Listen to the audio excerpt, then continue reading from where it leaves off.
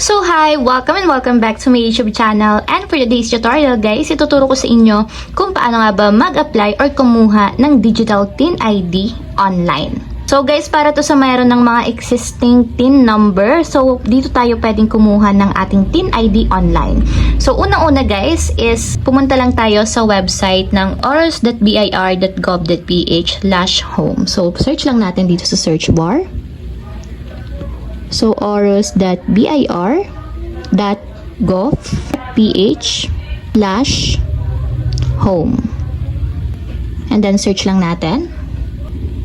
So, ayan guys, take note nga pala, bago kayo maka-access dito sa pinakang website nila, kailangan gumawa muna kayo ng account dito sa oros.bir.com.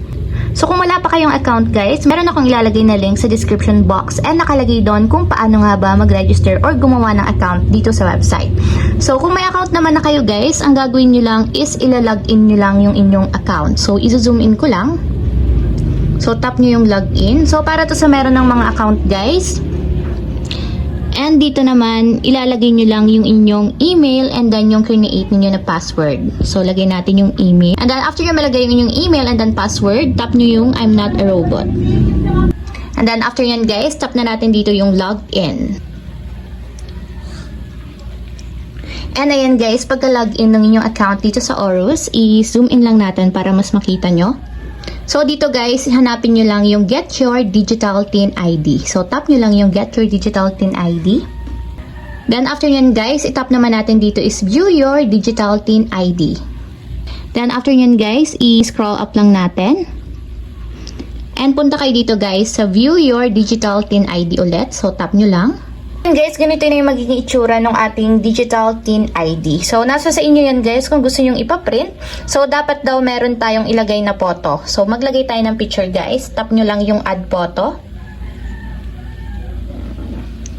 So, for example lang to. So, ito yung guidelines ng Digital ID photo na pwede natin gamitin. So, kailangan daw guys is, ina-accept nilang image file is JPEG or JPG or PNG. So, ang maximum file size daw is 10 megabytes. So, tap natin na yung proceed.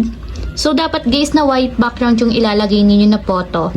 Kasi yun yung nilalagay sa mga TIN ID natin. So, pili lang kayo ng white background and then 1 by 1 picture. So, ayan guys, ganito yung itsura ng aking magiging Digital TIN ID with photo. So, take note guys, bago nyo i-generate yung inyong TIN ID, so dapat mag-add kayo ng photo ninyo. So, kapag okay na guys, and na-check nyo na yung details, and nalagyan nyo siya ng picture ninyo na 1 by 1 with white background, tap na natin yung Generate Digital TIN ID. So, tap lang natin guys yung checkbox dito sa left side, and then tap natin yung confirm para ma-confirm na natin yung ating Digital TIN ID. So, nagge-generate na siya guys. So, ayan guys, successfully nakapag-generate na tayo ng ating TIN ID. So, ayan guys, para man ma-download and ma-print natin yung ating Digital TIN ID, tap natin dito yung Download Digital TIN ID. So, tap lang natin guys dito yung Agree. So, ayan guys, file downloaded. So, pwede nyo nang i-view yung inyong Digital TIN ID sa inyong mobile phone. So, pwede nyo siyang i-print guys. And ito na yung ating pinakang TIN ID. So, ayun lang guys. Ganun lang kasimple kung paano nga ba mag-apply ng Digital TIN ID online. If you have a question, kindly comment down below. And don't forget to hit the subscribe button and the bell to notify you for my new updates. And thank you for watching! Living life, every day, late at night, not okay.